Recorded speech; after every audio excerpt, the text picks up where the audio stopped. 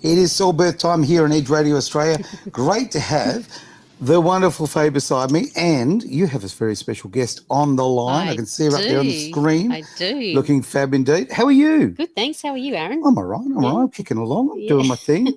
A little horse in the throat, but, you know. Too much partying. Yeah, sure. That's what it is. It's got to be partying. Look, great to have you here, but let's just jump straight into the show. You've got a guest for us. We have. It's all about new beginnings after Easter. So today we're going to be discussing navigating the IVF journey, and it's like a story about, hope and courage and, miracles. And we are so lucky today to be joined with our beautiful guest, Sheila Vijay Arasa, and I hope I've said that correctly because it's quite. You have absolutely said it correctly.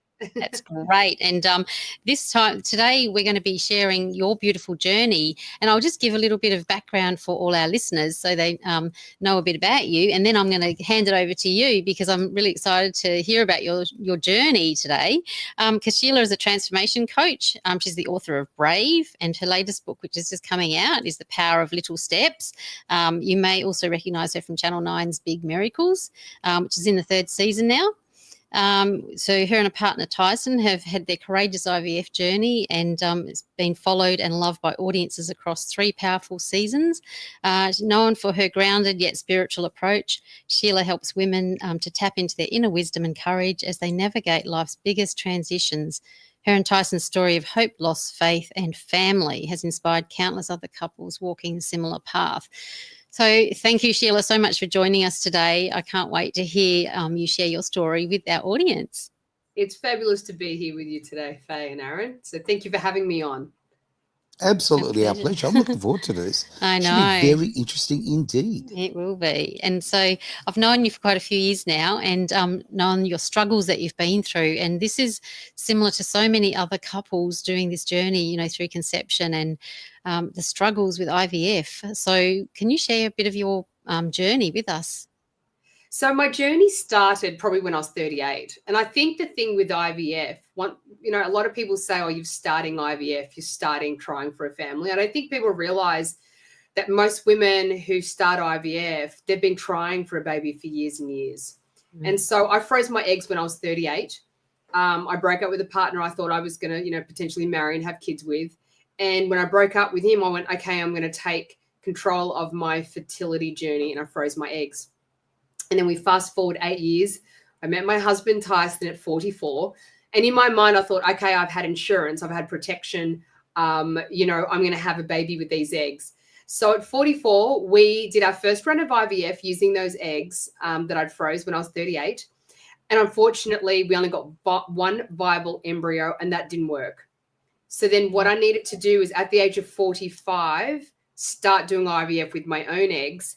And if you're familiar with the IVF process, there's only a 1% to 2% chance of IVF working in your mid-40s. Right? That low? Yeah, it's very low. Yeah, because the egg quality is so low. So I did 6 more rounds of IVF. Wow. 6 or 7, I kind of lost count. And that it didn't work. And then it was a nudge from an IVF doctor. And they said, I think it's time you considered donor eggs. So then we went down the donor egg route. And we can explore more, we can discuss more about that. But I ended up buying 6 eggs from the World Egg Bank in the USA. 6 eggs were flown in. They were fertilized with Tyson's sperm, and we got 5 eggs and 1 implanted. And on the first implant, it worked. And I now have a son who turned 1 a week ago. Yes, I saw that. Congratulations. Beautiful Very son. cool. Yeah, congratulations. And he's such a cutie. He's adorable. So I'm an older mum.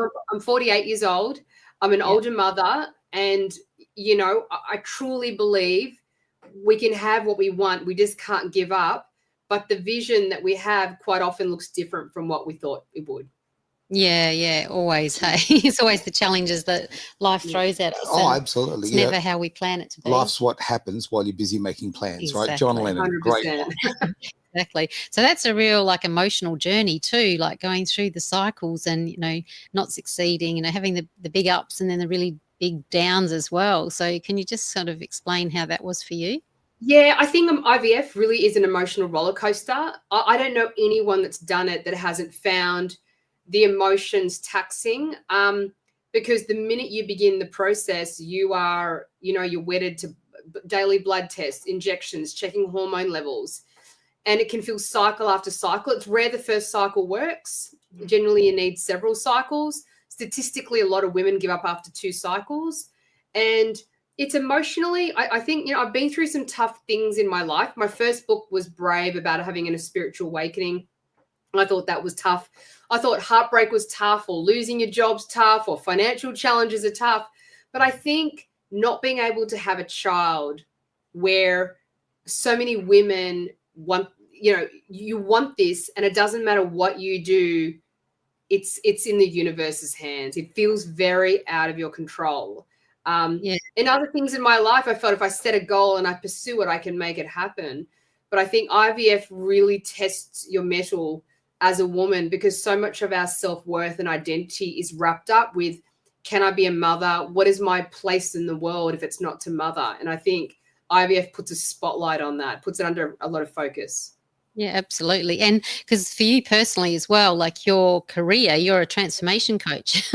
So what a challenge to throw on out, like a personal challenge that you had to journey through and overcome. And have you found that that's impacted you as a coach as well, to be able to hold people 100%. Yeah, 100%. I never thought I would coach in the fertility space. I like I've definitely got imposter syndrome when it comes to it, because I'm all about executive coaching and leadership coaching and spiritual coaching, and then the universe, and you get this, Faye, because you're in the coaching space as well. And I think we are tested more as coaches, because the universe says to us, let's see what you're made of. If you really want to, say you're a transformation coach, let's really see if you're up for big transformations. I think the irony is most coaches have been through, some storms, big storms. Absolutely. And so I feel it's isn't it? You have to walk the talk. I know. And my first book was called Brave, and I remember thinking, okay, I've been brave now. I've written the book on Brave. I can just get on with my life. That I find the humor in that. When I can just get on with living my life the way, And I didn't realize that the 12 months after Brave was published 4 years ago, I'd have to be the bravest, because that's when I started IVF. And I feel like as a transformation coach, it has made me better pursuing IVF and having success on the other side of it. And even becoming a donor mother, it's a very alternative route for a woman. It goes against the natural order in some ways of what it means to mother. We're biological, and for men and women, not just women, men too, that have to use sperm donors. Primarily, we think we want a child that looks like us, sounds like us, has our gifts, will fulfill the dreams that we couldn't fulfill ourselves. All of that kind of unconscious beliefs play out. And so to have a child that's genetically and biologically not connected can feel very scary for a person. And I did feel I had to go through a grieving stage. I had to grieve being a mother in the way I thought, I had to grieve, having a child that will look at me and say, we're connected biologically. I had to grieve like a younger version of myself, and I had to grow up and become a lot more mature and evolved, and realize that really love is love. And it sounds kind of corny, but I've learned that lesson, because I carried a child that biologically wasn't my own in my womb. And when I gave birth, I went, this is love, and it transcends biology. And I have the lived experience of that. Yeah, wow, that's deep. There's a lot in that. There really is, and I can absolutely identify with this. I spent many years raising children that didn't contain my DNA, okay? And I often say that the word love doesn't have the letters D, N, or A in it. It's just simple as that. Like, love is very pure. And when you look at your child, who cares about the manufacturing process? Okay, honestly, that love is incredibly pure, and something you should actually celebrate. Yeah, and that's a great lesson, isn't it? It really is. It works both ways, doesn't it, with men and women? It's a very common thing. Yeah. I mean, obviously your experience isn't a common one, but certainly on the flip side with men, it does happen quite a lot. Yeah. How common is it though? Like, I know there's more and more women that are needing to get donor eggs. So do you know the statistics on that at all? I don't actually. I should look it up. But it's all about supply and demand. I'm an accountant by trade. I was a finance director, so I've got a business head. And it's all about supply and demand. And since the television show Big Miracles aired, I think several things have happened. Firstly, a lot more women are seeing IVF as not something with a stigma or a taboo topic, but thinking this actually could be a route that could take me to having a child. Secondly, women are seeing donor egg as an option to keep the fertility dream alive. And thirdly, they're looking outside of Australia. So you're not able to buy eggs within Australia. You're not allowed to buy human tissues or cells. So that's really? Oh, I didn't know that. So if you want to pursue donor eggs in Australia, you need to find an altruistic donor, which they do exist 100%. It's just a bit of a Wild West type of experience. You've got to advertise, do a post in Facebook groups or go to websites. And I think because it's not legislated around how you can do it, everyone's kind of making up their own rules. So it could take years. It could be quite expensive in terms of, and you've got to kind of find your own arrangement with the woman donating the eggs to you. Some people look to their inner network, like family, siblings, friends. But we didn't have time. We were already in our mid-40s, and every cycle that went by was another cycle missed that we could become parents. So for us, we knew we had to buy eggs from overseas. That must be an issue for a lot of women when they're on IVF, because usually it's at the end of, when you've tried everything, and then if you have to go donor eggs, it's at added time again. It's added time, and it's probably the most expensive part of the IVF process is buying eggs overseas, travel, or, all of that. I'm sure a lot of people actually want to know that too, to be honest with you. It's something we don't like to talk about. It's just impolite to talk about money, but when it comes to children. But let's be real. This is an expensive exercise. I mean, what if I was to go down that route, so to speak? I can't personally, but you're what kind of outlay are we looking at? You're looking at, so there's an outlay and then you get a rebate back, partly from Medicare, partly from different funds and things like that. But it's not a lot. It can range anywhere from the cheapest side is $2,500, $3,000 out of your pocket for a cycle, up to more like $5,500, $6,000 per cycle. And you can imagine you miss a cycle, it's $5,000. It definitely, I don't like to think of it as a cost. It's all about mindset. I teach about mindset. It's an investment. Initially, I was like, this is a cost, and money was going out of my bank account. That's how I felt. Yes. Like it was just decrementing. And then I kept on saying to Tyson, we've got to see it as an investment, and we're going to invest in this process until we get to the end of our investment, and then we'll decide what life looks like without children. I didn't want to have in the mindset of this is a cost, because I knew if I thought about it as a cost, I would feel resentful about the process. Buying donor eggs from overseas, that can range anywhere from about 10, 13,000 all the way up to 30, 40,000. So it's quite common for couples if you're doing 5-6 rounds, 50,000 to 100,000 to 150,000. That's kind of the range I've heard. If you do, I think you do need to sort of in your mind plan for 2 or 3, 4 cycles. And I'm launching a Brave Through IVF program in a month. And one of the modules is about finances and relationships. And my husband and I got a financial planner.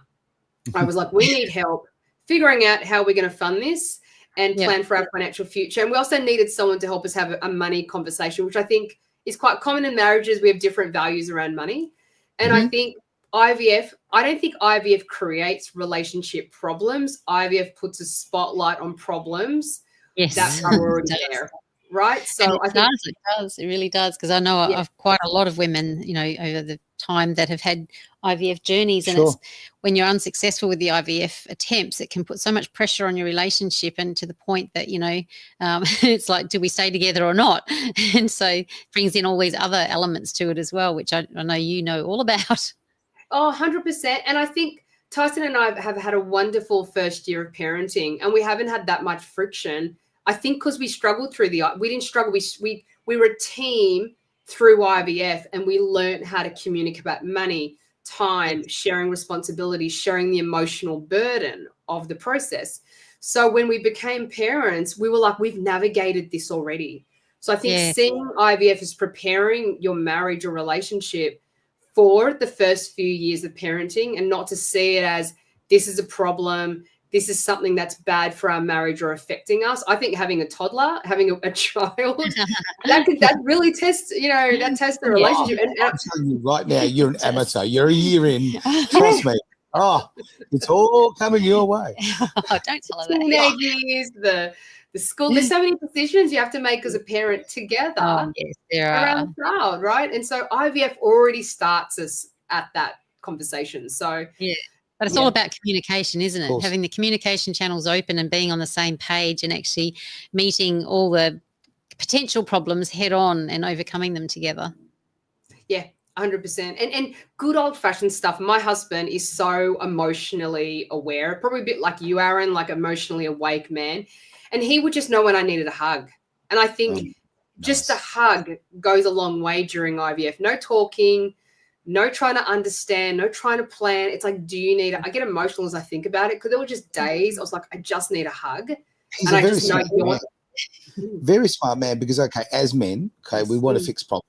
We're here to solve dramas. So it is very hard for a man to go internally I can't do this. Like, as far as I can't win this argument, it's not the right thing. I can't fix this. So sometimes just stepping forward and giving a hug, no words, just good old fashioned physical contact, just that exchange of energy. It's an incredibly positive thing. And I think it's something I will say to the blokes out there, just do it more often. Exactly. Yeah. Well, hugs are part of the investment, aren't they? Because it will ensure longevity of the plan.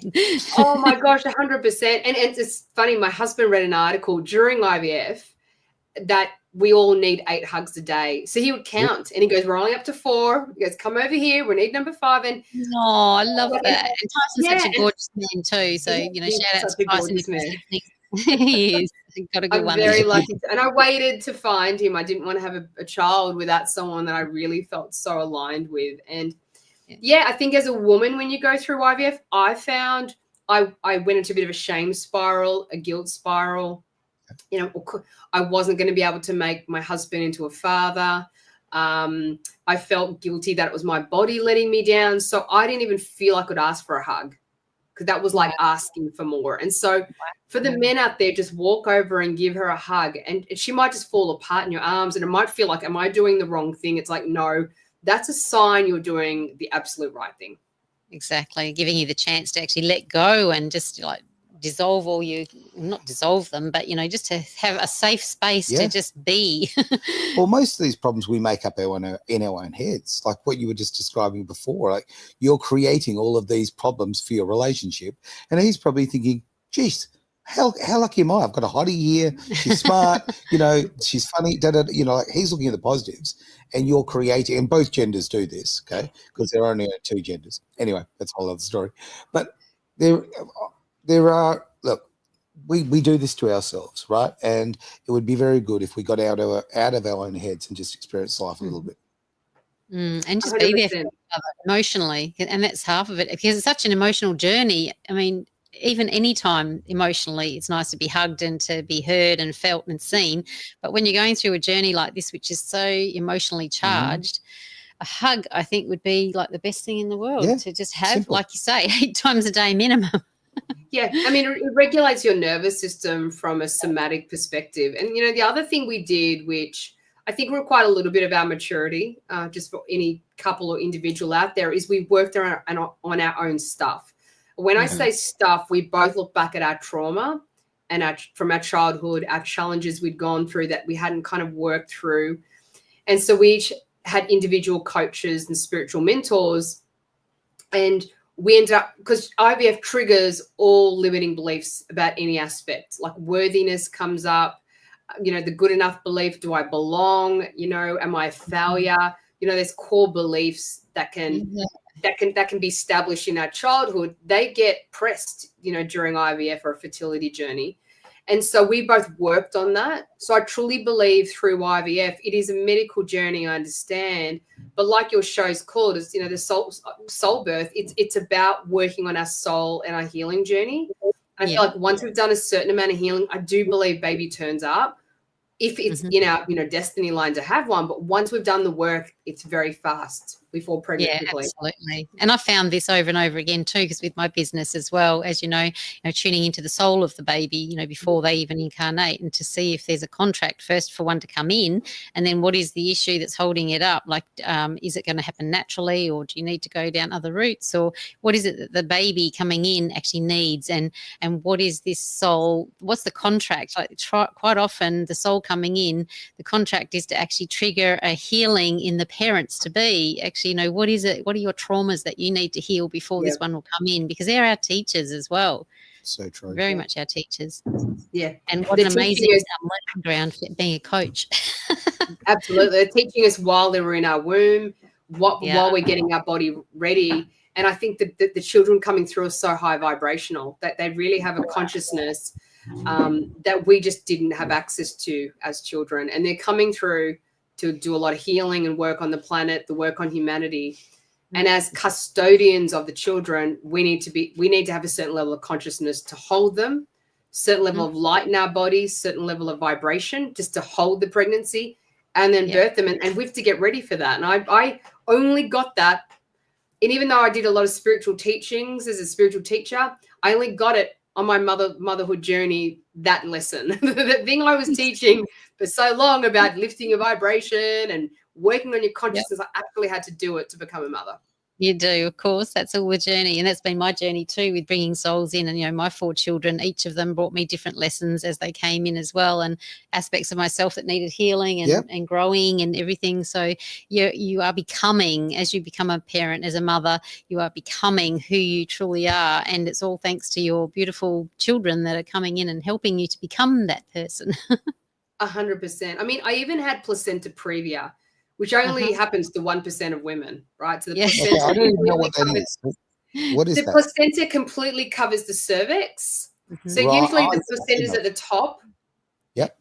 And then the baby's underneath. That's right? Yeah, that's right. It covers the cervix. Or sometimes it's not even completely covering, but if it's encroaching at all on the cervix, then you normally have to have a cesarean because it's at risk of there's a fight for space as it is. Yeah. No but question. as the cervix opens, it blocks the exit point. Blocks the exit.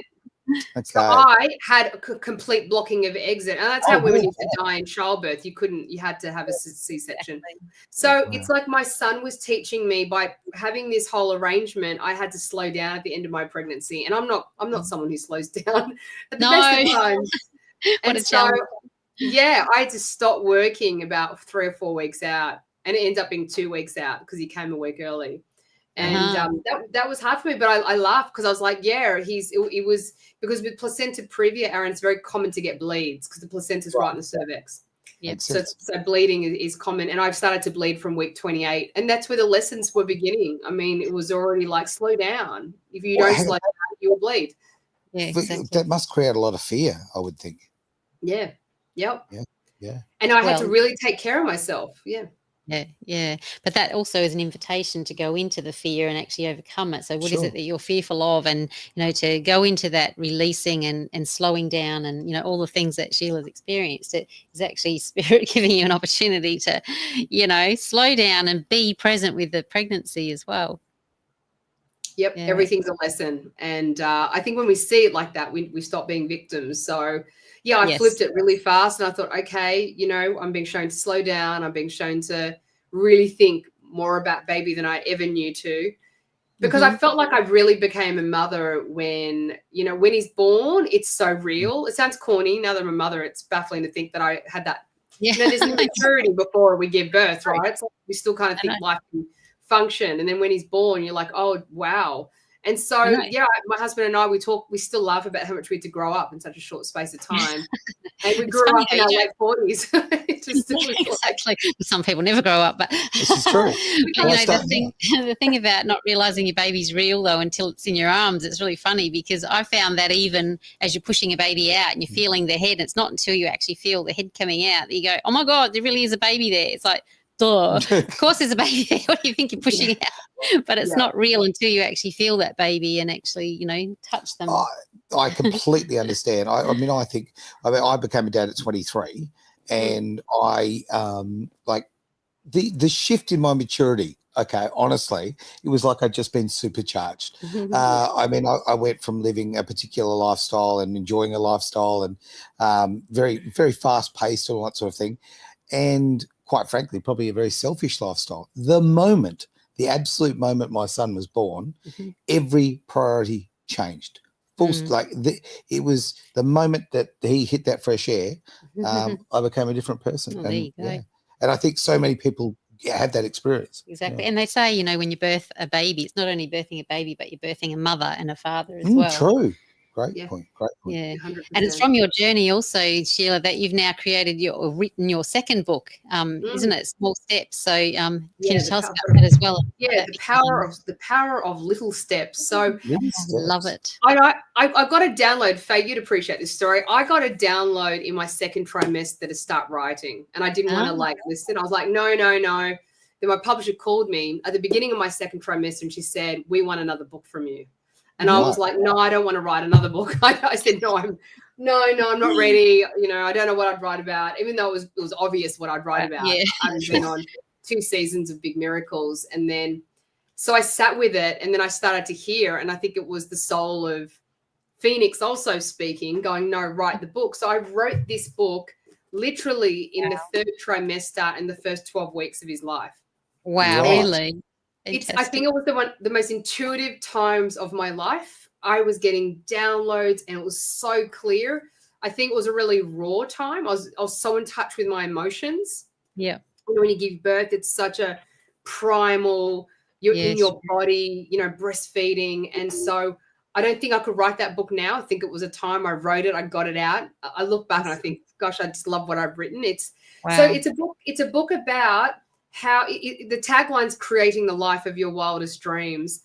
It's a book about how we are resilient in challenging times in our life, which we all go through, and how it doesn't matter how dark the time is, if you are brave through little brave acts every single day, you will not only get through it, but you will end up living the life of your wildest dreams.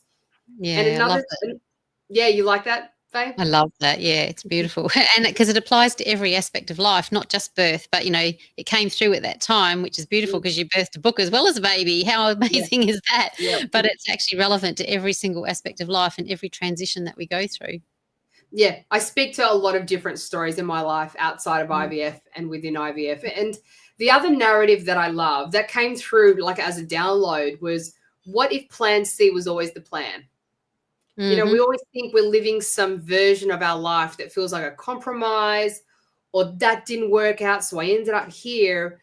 But I really, you know, and that's the donor egg. You know, people are like, oh, you know, you had to compromise to get there. And I thought, what if that was always the plan for my life, to become a donor mum?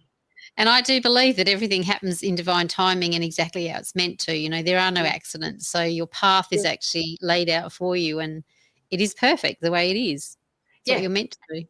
And so when we have that mindset, if plan C was always the plan, what if we just embrace plan C? Like really go, this is, I'm meant to be a donor mum, and I'm going to be the best donor mum. And, you know, my son and I in this together. And that was no compromise. It was always the way it was meant to be. Yeah, and I think that can create a lot of relief for people. You know, people, you know, single parenting, meeting someone later in life. There's so many things that happen in our life that make us feel like we're failures. Exactly. Yes, exactly. And even with normal birth, you know, not going through IVF, but even with birth in general, like the number of women who have, you know, worked through with birth trauma, and because birth didn't turn out the way they wanted it. But it's like you can embrace the story, you know, the way it did, the journey, because it happened for a reason. And so how can we overcome whatever our trauma is around it and see it as a beautiful gift instead and transform it, you know? So all these beautiful gifts that we're given in life, we see them differently. See them as a gift instead of trauma. Sure. 100%. And it's what do I need to do to see it as a gift? I think the first step is to see it as a gift. And then I was in limbo going, I'm struggling to see how I can see this as a gift. And then there's the gap of the work. And in that space of doing the work, it's like, oh my gosh, not only is there that gift, but there's so many other gifts, you know, like I think Phoenix and I inspired a whole group of women to pursue donor eggs who may never have become mothers, but they're like, okay, you showed us we can do it. You showed us this is actually a good outcome. You showed us we're not lesser mothers because of it. We're not less connected to our children. And because I got to see it on TV as a lived experience, there's this belief that they have now within themselves. So I felt like, well, that was always the plan, was to us to have this little journey, Phoenix and I, my son, and use that to inspire other people. Yeah, absolutely. And how did that come about by being on Big Miracles? Because you're in 3rd season now, aren't you? Yeah, so scene? we're on season 1, 2, and 3. It's already aired season 3, and you can stream it on 9 now. And I discovered it's on Apple Plus TV around the world. So globally, you can watch Big Miracles on Apple TV. Yeah. So I met Dr. Raywin at a YouTube workshop in 2018. I just quit my job to become a coach. And this was before videos on Instagram were a thing. It used to be just one post. We don't remember that time, but there was an era of Instagram just being a photo. Yep. And to do a video, you had to like download software and stitch it together and upload on YouTube. And it was just convoluted. So I decided to go to this weekend workshop, and that's where I met Dr. Raywin. And so she was launching a conception product, and also wanted to learn how to make videos. And we were both confused by the software. I just was like, I said, I don't get what's going on. After about an hour, I said, I'm so confused. Because it wasn't like what it is now on apps and things. You had to actually sit at a desktop. And I felt like you needed a degree to use this software. Oh, I'm like that now. It's so much technology now, and I'm still confused. That's why we keep, there's a lot of tech just over here where you can't see. This is why Aaron. And Aaron knows how to do it. Yeah, exactly. Holly pretends to. Good job. So Dr. Raymond and I sat at the back of the room and we bonded. And I said, we're going to find people to help this with us. And we just chatted. And then fast forward 5 years when I met Tyson, and we discussed doing IVF. I said, I know who our doctor's going to be. It's going to be Dr. Raywin. And after our first appointment, she put our name forward to Rondi Media, who's the production company that films Big Miracles. And they called us and they said, hey, we're doing this exploratory documentary. We don't know where it's going to go. Do you want to be part of it? And we're like, sure. That's kind of how it started. Wow. There you go. Perfect place. See, you're meant to do that because it's all part of the journey. Yeah. Like, see how synchronicities line up to take you on the path that you're meant to go on. 100%. I 100% believe that. I'm very fond of the old things don't happen to you, they happen for you. Exactly. And that was only that concept was only introduced to me, probably 3 years ago. Because, it is very easy when bad things are happening in your life, you can become that victim, right? You can talk yourself into allowing that to happen. Whereas if you spin that and you realize, hang on, these things are happening for a reason. They're taking me in. They're basically making me turn at that fork in the road, right? Exactly. And helping me with that decision. So it becomes a very positive thing. It does. And so because of being on Big Miracles too, it actually tracked all of your highs and your lows, didn't it? And tracked you, followed you through your whole journey. So how did that feel being on camera and national TV, going through all the emotions? Do you know something? We said yes because I honestly thought the first round would work. I didn't realize I would have to share so much. So that's the journey of a transformation coach was like, no, if you're going to ask people to be vulnerable, you have to do it first. That's the first kind of surprising lesson I had. I think we really loved the few camera crew they had. We really had a relationship with them. I think they knew this wasn't Maths or Big Brother or some Survivor. This was a very intimate experience that we were letting them into, the blood test and all the appointments where you're half dressed or half undressed. And so, that they were very respectful. They were really kind.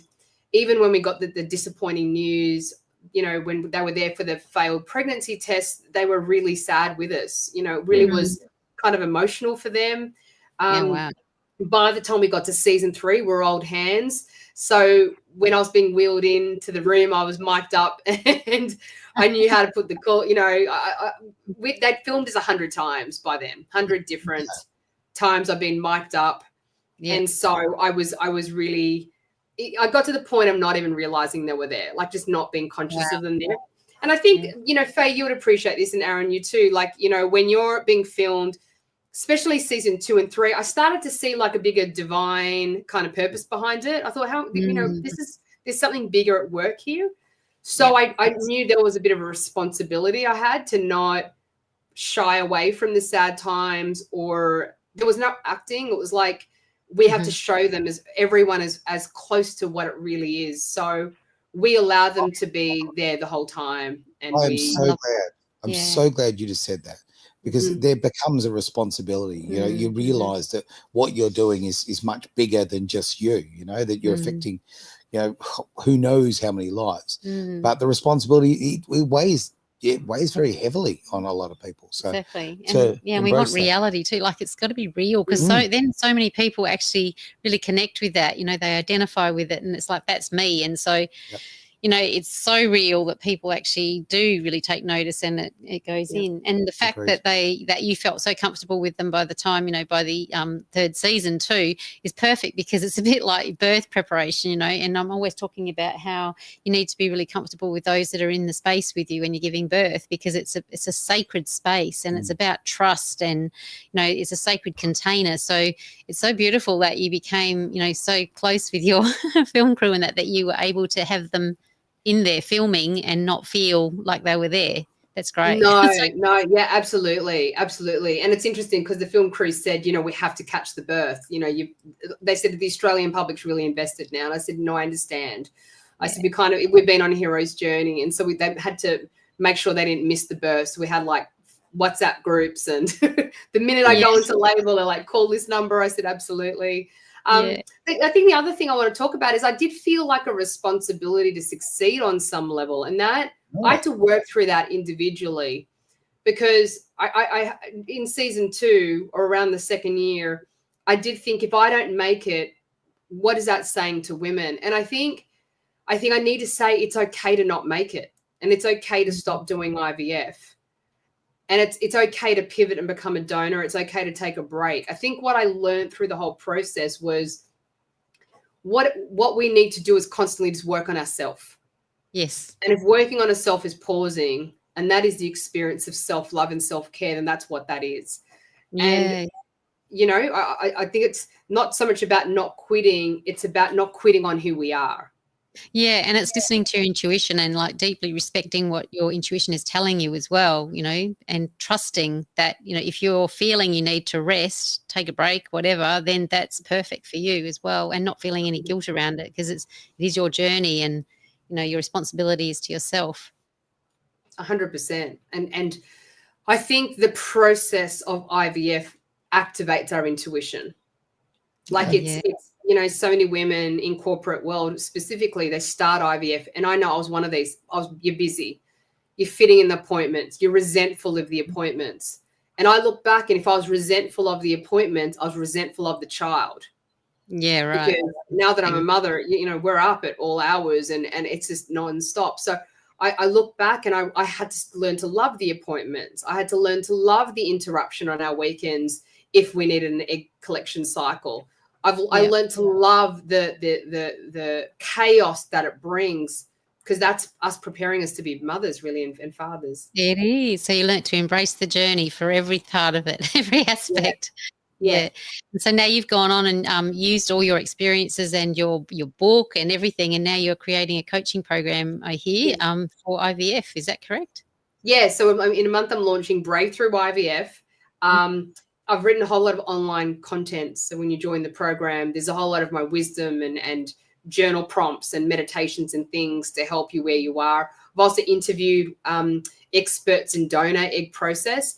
And then there's going to be weekly coaching sessions run by myself, Ilana of season 2 and 3. She's a beautiful Macedonian woman. She's still going through IVF. I'll be doing another round of IVF in November. I want to have a second child. So, and then, and then Liz Walton, who runs Australian Fertility Experts. So the 3 of us are coaches in the program. Fantastic. So my hope is, in getting that much support, that success is pulled towards you faster. That's what my intention is.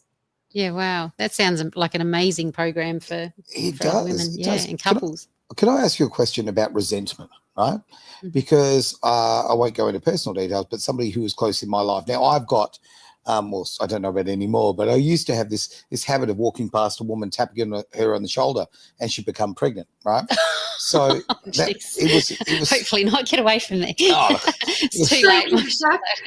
Keep me away from train stations. I'm just saying, right? Now, all jokes aside, now somebody very close to me had massive problems having children, right?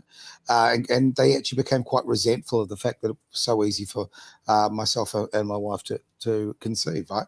So this person who I loved very much and still do love, very much, it caused a resentment. It caused an issue. Have you, and which is still prevalent to this day, I'm going to say roughly 15 years later. So is that something that you've ever suffered or you've had experience of other people going through? Yeah, I think it's very common to feel resentful or jealous or envious of women that have fallen pregnant or fallen pregnant easily. I have two younger sisters, and I remember, I'm pretty sure I included this story in my book. I'm pretty sure I did. I'm not 100% sure. Brain's not 100% these days with sleep deprivation. But I remember not feeling jealousy or envy when they had their first child, but when they had the second. And I remember having a conversation with the universe because they're younger sisters to me, and I thought, wow, they're on their second child, and I haven't even made it to my first. I remember having that thought. Yeah. And I'm from a conservative Sri Lankan culture where I'm the oldest of three girls. And I just thought, why haven't I even had one yet? And it didn't mean I wanted them not to have it. I mean, they're my sisters. I love seeing them flourish and succeed in their own way. But I think when we are not committed to our own path, we get jealousy and envy. We have that experience. And that's why I teach in my programs, commit to your vision and take brave acts forward. So the minute I started IVF and started to even before IVF started to date and really get real with bringing in a partner, jealousy and envy went, and even resentment went because I said, I'm pursuing what I want in life. I think we feel resentment when we're stuck and we're looking at other people who have what we want, and we know we can't get it because we're not doing anything to change our circumstance right now. That's when resentment. We can have a flavor of resentment that comes up, but how do we deal with it when it comes up? And if we don't take personal responsibility and change our life, resentment turns to jealousy, turns to envy, turns to anger, turns to rage, turns to depression and anxiety later. So there's a whole gamut of emotions we live with if we're not taking personal responsibility. I definitely experienced it, but I didn't sit with it for long. That's great to hear. Yeah. And you've just said personal responsibility. That just ticks every box with me because it's something that people just don't do. They just don't take responsibility for their actions. And you're right. If you don't make change, then you will be sitting there forever. Okay. You're not going to move anywhere. You have to take responsibility. You have to say, okay, this path is not serving me. I have to tack. You know, if you're in a yacht and you're heading up the wind and there's no wind in the sails and it's just sort of floundering around, what do? You tack. You change direction to pick up the wind. That's right. But Aaron, what makes us take personal responsibility in your experience? What do you think that is? Oh, geez. In the hot seat. Well, you answered the question, but I know you seem very wise, so I thought you might also know the answer. Well, I'll tell you about wise. It's because of the hat. It's got to be the hat. Yes, it's got nothing to do with the reflection off the lights. No. Look, personal responsibility is you can choose to be a professional victim. You can choose to sit there and woe is me, and you can choose to let other people dictate the pace and the direction of your life, or you can step up and say no. Ultimately, this is my life. I've got to live it for me. I want to, and I'm a person who enjoys, for want of a better term, I enjoy being of service. I enjoy actually bringing things to other people's lives. But there's a level of exchange there, and if you're not, it's also what makes you happy. What do you want to aspire to? Yeah, I think getting clear in your vision, like what you aspire to, what's your vision. However, I found we only take personal responsibility when we hit rock bottom. Yes, human nature. There is no motivation, and I only speak from experience. I've had 3 or 4 proper rock bottoms in my life. Sure. And I was a victim and resentful at the beginning of IVF. I was like, and I was resentful of every relationship I'd overstayed in. I was resentful of choosing my career at some point. I was just so resentful and angry. And then I hit my rock bottom, and I was like, okay, now I need to take personal responsibility for all of this, and I need to commit to my vision. So I think it's a bit of a trifecta. It's your rock bottom, it's having your vision, and then taking personal responsibility for that vision. And I think once we do that, I think success is inevitable. I've been really lucky. I quit my corporate job as a CFO exec 8 years ago to write my first book, and I didn't have a book deal. And I literally was like, I don't know how or why, but I'm going to get a book deal. I'm going to get this published, and I'm going to speak, and I'm going to teach women to be brave and spiritualize their life. And I had no evidence of actually succeeding. And I think we are really rewarded when we follow our calling. But what I think is not spoken a lot about, and this is about IVF too, is the pain on the journey of who we have to become to succeed. And because there's a lot on social media of I'm a, you know, $1 million company, or I've got this many kids, and I don't think what's spoken about is what you have to sacrifice. Yes. And what the old version of you that's got to shed, that irresponsible one, or the egoic one, or the one that doesn't want to turn up because of shame, or the one, all that version has to keep on getting shed. And we're constantly rebirthing new versions of ourselves. And I just don't think people are like, I still get shocked at how challenging the process can be. Yes, and we all need our own coaches and mentors to help us, really. We do. And it's the greatest challenges in life that bring the greatest gifts, when you can see it that way. And yeah, we all hit rock bottoms probably multiple times in our life. And like you say, it's when you get to that place that you think, oh my God, I need to do something different, because you get pushed out of your comfort zone. Because, unfortunately, as humans, we like comfort. We do. But there's no growth in comfort. Well, judging on what you said before there, Sheila, I mean, build it and they will come, right? Having that absolute, I'm going to use the term blind faith. It's probably the worst term, but that faith that it's going to happen, the faith that, if you consistently show up to do the task, you can consistently rather show up to support yourself. I think that is a very, very important thing. But I think that also the rock bottom point is a great point, because if you've been at rock bottom, okay, you see things very differently. There is, to a degree, there is kind of like, I've lost it all. The only way is up, right? So you have then the faith to go and build something, and really, not care if it succeeds or not. That's certainly not the term. But I'm explaining myself very poorly here. But no, but you're surrendering to it. You're just going with the flow. You're going with the flow, but you're accepting the fact that that to create something, you have to take the risk. Okay, 100%. The chips forward. You do. You sure do. You have to commit to it and go for it. Yeah. So, and I've seen you go from one strength to another, Sheila, over the last few years, and I'm just in awe of your journey, and how you've embraced the whole journey. And I know I've seen your struggles, and I've seen you overcome them, and it's phenomenal just to watch how much you've flourished, and who you are becoming and have become. So, and I know that you do a lot of motivational speaking as well, and that's great to see as well. You're really out there and sharing the message. So you're certainly living your mission. I'm living my mission, absolutely. And a lot of people come up to me and say, how did you get to where you, because I'm very confident on the stage. I'm a full rate commercial keynote speaker. I open and close conferences now. And I spoke on stage for free for 18 months. Any opportunity to speak, I took it, and I wasn't paid. And I did that for 18 months, in and out. I'd get to events, rock up, get mic'd up, run up on a stage, speak to any audience that would listen to me.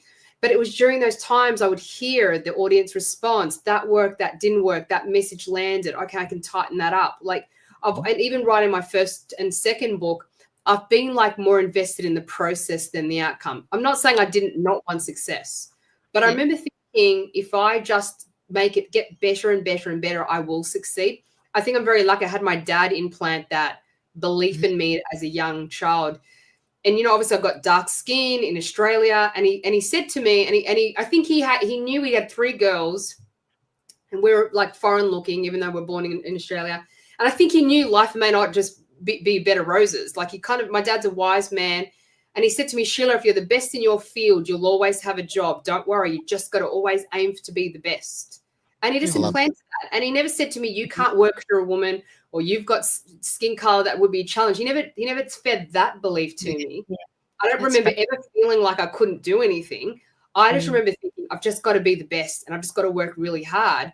And that's a really useful belief set to have, because it makes you very resilient in life. So I think that's held me in good faith. And Faye, I want to say to you, it was lovely meeting you all those years ago. I met you, and I remember feeling so wobbly in my being. And I remember you connected to the soul of my baby, and I needed that. I was like, can you just tell me, is it in my head? And I think it's so beautiful, the work you do, because women, when they're at their weakest, most insecure and fearful, we sometimes can't connect to our own spirit baby. Yeah, that's right. We're doubting, and that's where the space you hold is so profound. Oh, thank you. That's a beautiful thought, and a very honest one, actually. I tell you, I've felt very much the same thing, that the time that I've spent with Faye over the last few years, you bring a light, and you bring a different way of looking at things, which I think is incredibly beneficial to Thank everybody. you. So Thank you. thoroughly agree with you. Gosh. And I will also say, I'm going to back a little bit back to what you were saying there, Sheila. Quite frankly, the power of having a wonderful, strong father in your life is incredibly important. And what an incredible shame that society has made that something of a rarity now by what's been going on, and the absolute the war of masculinity. So that's my little two bobs worth on that one. Yeah. I think for women and men to be great, we need our yin, we need our yang, we need each other. So let's work as a team and make the world a better place, right? Exactly. And Sheila and Tyson have got that yin and yang sorted, haven't you? Beautiful couple and beautiful child. Some days we're yinging, and some days we're yanging, and some days that's right. That's right. Between. Yeah, we do. We actually have the balance, and I think everyone holds a different percentage of yin and yang. I think I'm more in my yang some days, and Tyson's in his yin. But what I love about Tyson, he knows how to flip it and being in his yang. He's into, he does big ultra marathons, and he's a handyman. And, I do cook, not often, but I do cook. And I'm into domesticity, and I can be in my feminine. And I think it's taken us into our 40s to find that beautiful balance. And I feel like we're the perfect match. I think we're looking for our soulmates. We've just got to find our perfect percentage yin and yang match, so that together we're really in harmony. Exactly. Fantastic. And if somebody wants to find you, Sheila, after all this, with all your amazing things that you have to offer, and how can you support other women or couples, how can people get in touch with you? So you can come to my website and check out what I do at sheilav.co, or follow me on Instagram at Sheila_V__, or go out and buy a copy of The Power of Little Steps off Amazon. You can pre-order books now for Mother's Day. So it'll be a perfect gift for yourself and your mum. There you go. And if you want to find Faye, where do you find you? Oh, at soulbirth.com.au. Easy as that. And thank you so much, Sheila, for joining us today. I really appreciate you taking the time, and it's so good to see you again and hear your lovely story. And thank you for sharing it with our audience. Yeah, thank you so much, Faye, for having me. So great to meet you, Aaron. Been a wonderful chat. I've just loved it. Fantastic. Well, look forward to speaking to you again in the future, because I think you offer so much. Thank you for being part of it. Sheila. Thank you so much. Thanks, Sheila. Thank you very much for being part of Soulbirth here on Edge Radio Australia.